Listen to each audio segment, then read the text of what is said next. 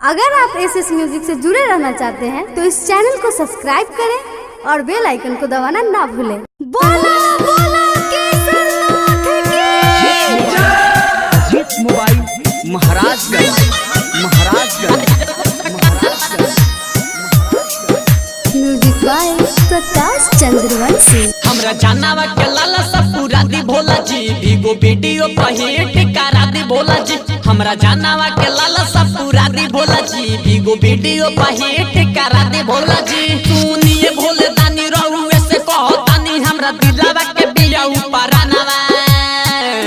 ढारी जल मुस्कानावा, ढारी जल मुस्कानावा, ढारी जल मुस्कानावा, ढारी जल मुस्कानावा, ढारी जल मुस्कानावा, ढारी जल मुस्कानावा। अजीत मोबाइल महाराजगंज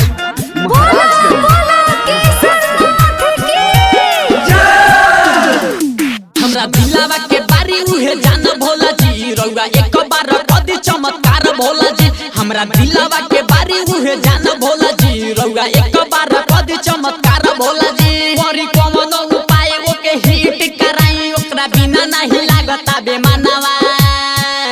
ढारी जल मुस्कानावा, ढारी जल मुस्कानावा, ढारी जल मुस्कानावा, ढारी जल मुस्कानावा, ढारी जल मुस्कानावा, ढारी जल मुस्कानावा।